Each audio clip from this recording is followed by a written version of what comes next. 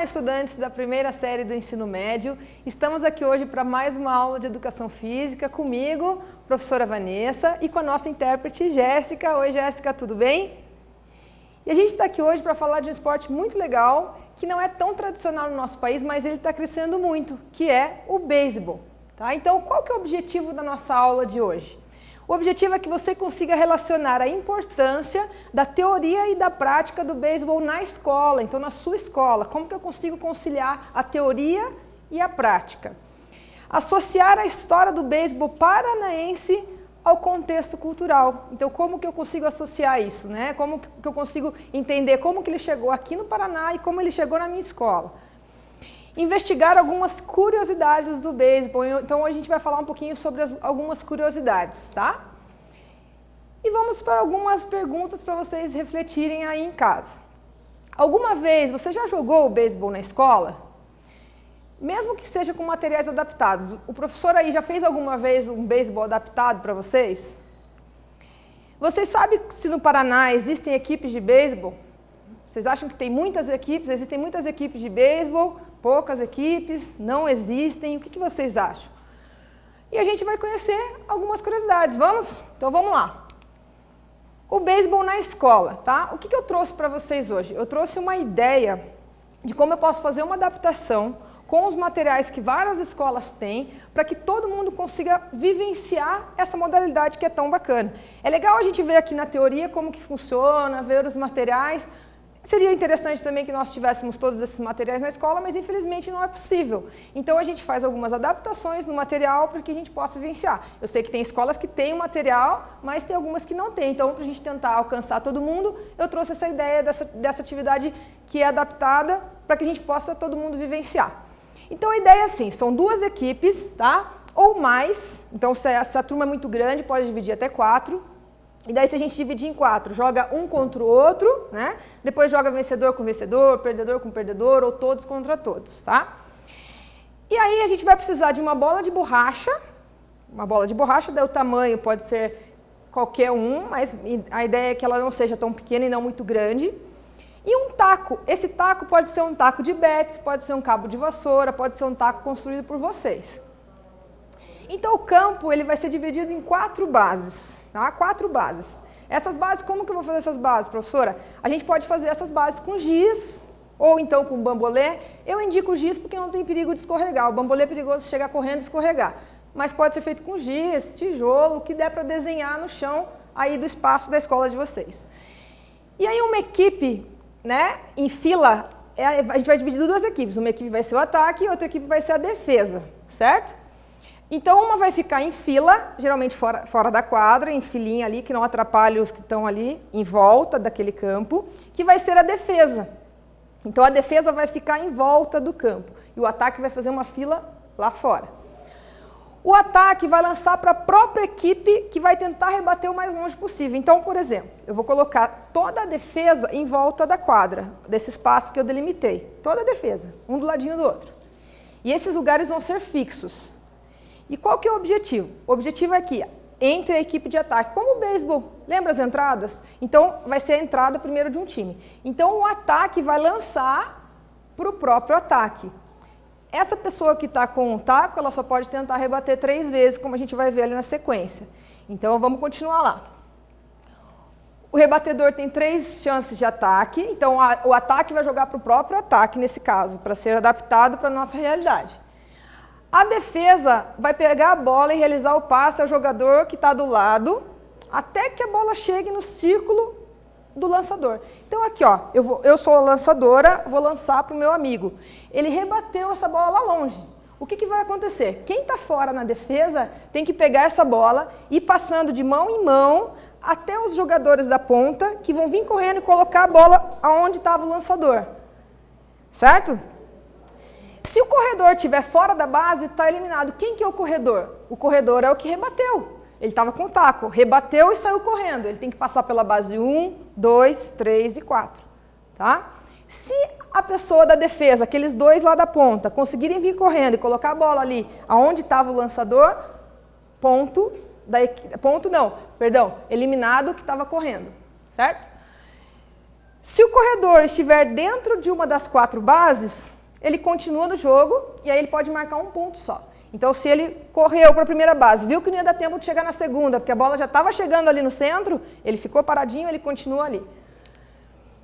Caso ele consiga percorrer as 4 bases, então ele jogou essa bola lá longe, e ele conseguiu percorrer as 4 bases, ele vai marcar 3 pontos para a equipe dele. Tá? Então, se a bola não chegar naquele círculo do lançador, antes dele chegar na 4ª base, 3 pontos daí para a equipe. Quem lançou vai para rebater, então eu que estava lançando, eu vou lá rebater, tá? E entra o próximo da fila de ataque que estava. Lembra a fila no começo? Ele entra para fazer o lançamento para mim. E a última pessoa, como não tem ninguém mais na fila, ele vai ter que tentar rebater e correr as 4 bases, porque não adianta ele chegar na segunda base, ele tem que chegar na 4ª para conseguir marcar ponto. Porque se ele chegar na segunda, ele não marca ponto, certo? Quando todos rebaterem, trocam as posições. Como assim, professora, quando todos rebaterem?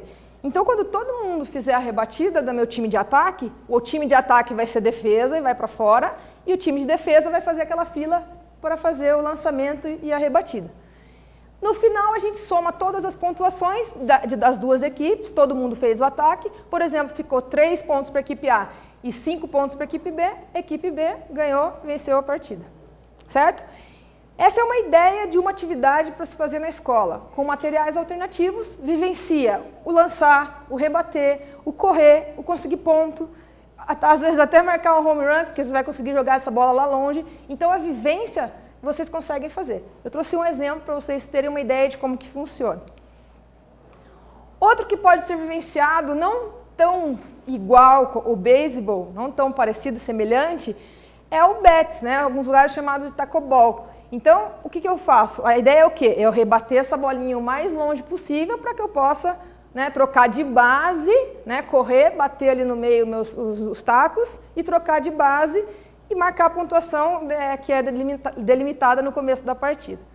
Então, o bats também é uma alternativa. A ideia é que você faça o quê? A vivência de rebater uma bola. E tem as pessoas da defesa que vão correr atrás da bola, né, para tentar ganhar o ataque, no caso. E a gente chega no nosso primeiro exercício. Anote em seu caderno quais as principais características do beisebol que devem ser relevantes para a prática, mesmo que seja com materiais alternativos. Então, quais as principais características que vocês acham que a gente pode utilizar e que elas são importantes para se praticar? Coloque no seu caderno e nós já voltamos.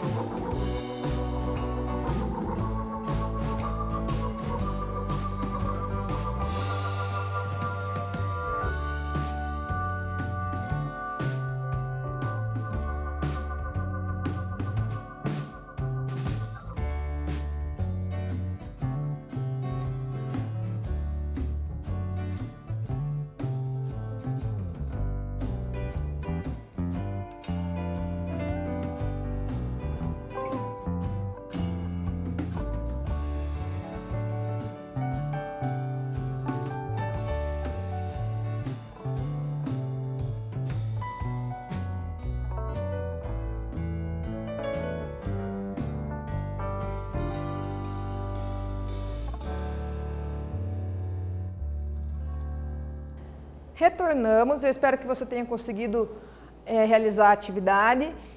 Então, as principais características que devem ser relevantes, você pode ter colocado algumas capacidades físicas, como a velocidade, a força. Você pode também ter colocado alguns materiais, o taco, a bola. Então, isso já caracteriza que vocês já conseguem saber quais são, né, os principais, os fundamentos do beisebol para a gente poder trabalhar ele na escola ou em qualquer lugar que seja relacionado a esse esporte. E o beisebol no Paraná, como que ele chegou aqui no Paraná? Então, ele chegou aqui através dos imigrantes japoneses que trouxeram, né, com a sua cultura. O beisebol veio incutido com sua cultura. E em 1933, nós tivemos os primeiros times lá em Cornélio Procópio e Londrina, que fica lá no norte do Paraná. Então, essas duas equipes há relatos de que elas foram as primeiras equipes aqui do Paraná a praticarem, a terem equipe de beisebol. Em 1954, 11 anos depois, teve o primeiro campeonato oficial em Curitiba. Então, Curitiba proporcionou o primeiro campeonato, né, que foi oficial, com as regras oficiais, aqui, né, no nosso Paraná.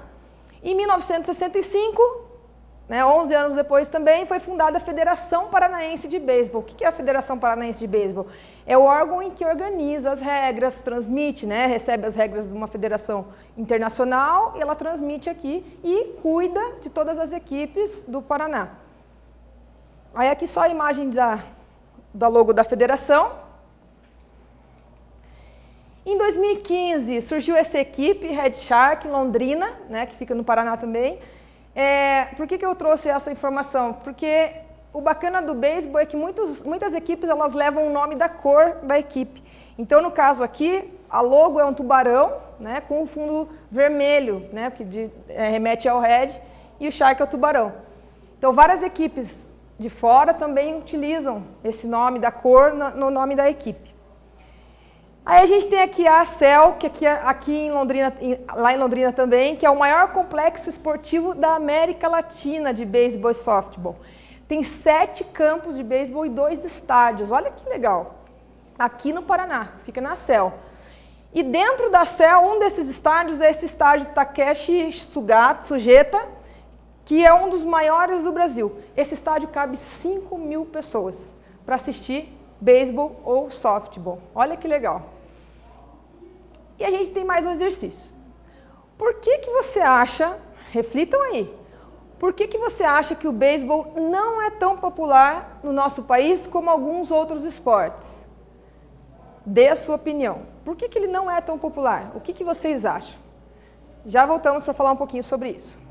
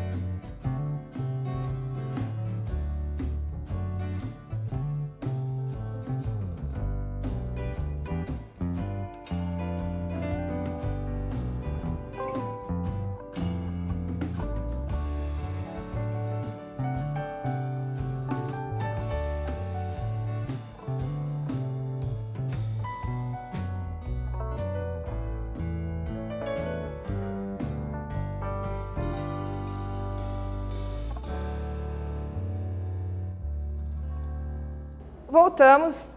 Então, por que vocês acham que não é tão popular como os outros esportes? Que outros esportes? Futebol, passa na televisão, professora. O vôlei, às vezes, passa também. Então, por que não é tão popular no nosso país como outros esportes? Existem vários fatores, né? Então, a questão de que as pessoas não dão a oportunidade de conhecer essa nova modalidade, às vezes não é trabalhado dentro da escola, a própria federação, né, que faz um trabalho, deve fazer um trabalho na base para que as pessoas conheçam. Então, é um processo histórico. Então, a gente está caminhando, mas ele está aumentando, né? Os praticantes estão aumentando, e a ideia é que vocês conheçam, participem, porque se a gente não participar, não tem como a gente saber se a gente gosta ou não, né? E agora algumas curiosidades do beisebol. Olha que legal.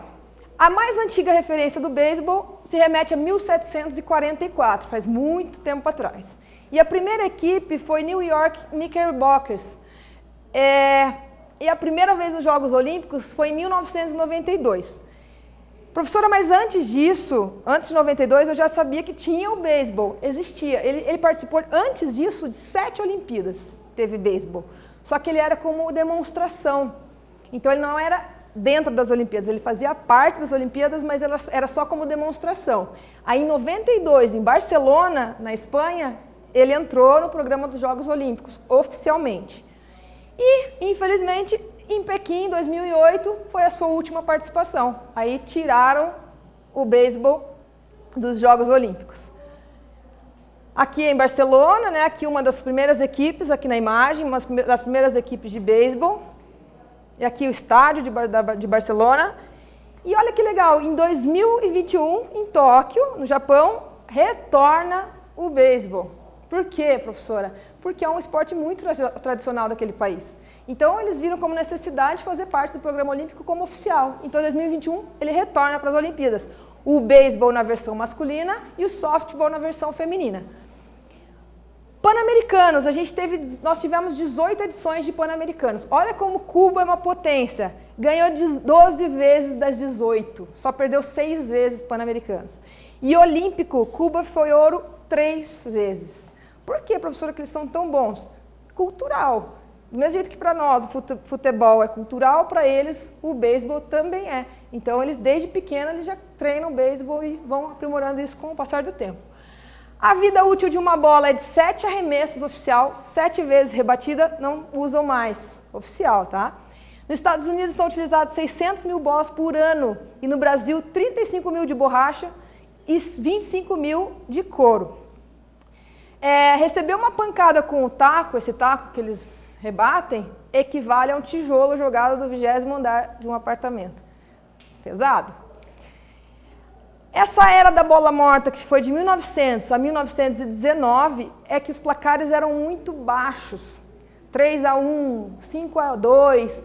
Então, apareceu um jogador chamado Babe Ruth com 29 home runs. Então, na vida dele, ele teve essa marca. Ele conseguiu fazer 29 home runs. E ele acabou com essa época da bola morta, ele surgiu e a pontuação começou a subir de novo e todo mundo começou a se interessar novamente pelo esporte. A bola mais rápida lançada, 170 km por hora, aproximadamente. E como que eles fazem isso? Através de microchips. Tem alguns microchips que são colocados, implantados em algumas bolas, para realizar testes para ver qual que é a potência, qual que é a velocidade que essas bolas atingem. Então, essa é a tecnologia do beisebol. O jogo mais longo teve 26 entradas, lembra que normal são 9. As equipes visitantes, por que elas utilizam uniforme cinza? Porque antigamente eles viajavam de trem de um jogo para o outro. E aí isso sujava muito os uniformes por causa da poeira, do barro. Então as equipes visitantes têm esse costume de usar, hoje em dia ainda tem, a calça cinza e o time da casa usa a calça branca. Mas antigamente era o jogo inteiro. Mesmo porque essas calças elas eram flanelas prontas, não precisava tingir. Na época, a tinta ela era perigosa. Então, por isso também eles utilizavam essa calça cinza para diferenciar. O cachorro-quente é o alimento mais popular das partidas de beisebol. São vendidas, né, em todas as partidas, milhares de cachorros-quentes. E os cartões de beisebol, como esse aqui, é como se fosse aquelas figurinhas da Copa que a gente troca. É bem antigo. Um cartão mais valioso que tem é um cartão que hoje em dia valeria em torno de uns 15 milhões de reais, um cartãozinho desse de beisebol, que foi a pessoa que inventou, né, ele é um jogador que inventou essa brincadeira de troca de cartões, então hoje vale isso.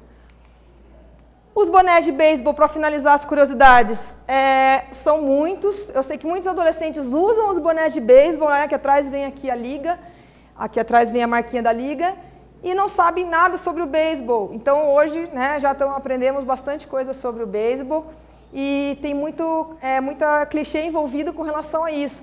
Eles têm as cores, como a gente falou das cores dos times, elas têm que ser tradicionais na hora do jogo, e daí para entrevista eles têm outro tipo de boné, tá? Com as marcas daí que patrocinam. O terceiro exercício. Você tem alguma lembrança, pode ser uma lembrança antiga ou recente, de ter praticado alguma vez um jogo, um esporte ou uma brincadeira de taco e campo? Se sim, descreva como é que foi essa experiência. Alguma vez você lembra de ter usado um taco, alguma brincadeira que utilizasse taco? Conta pra gente como é que foi essa brincadeira.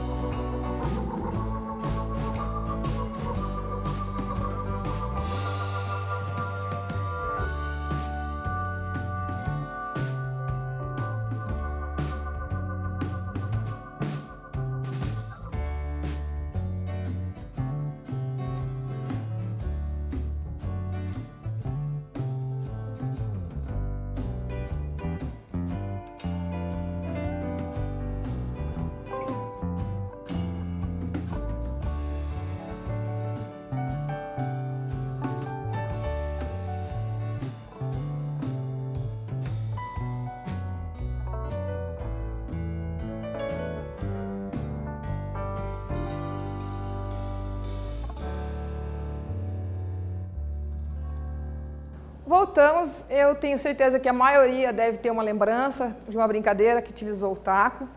Então mostra aí para o teu professor qual que foi a tua brincadeira, qual que foi o seu jogo, a experiência que você teve com isso.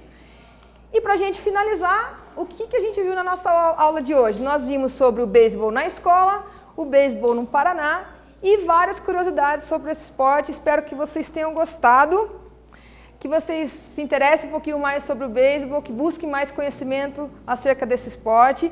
Agradeço, Jéssica, pela sua participação aqui com a gente. Muito obrigado, professores, alunos, e até a próxima.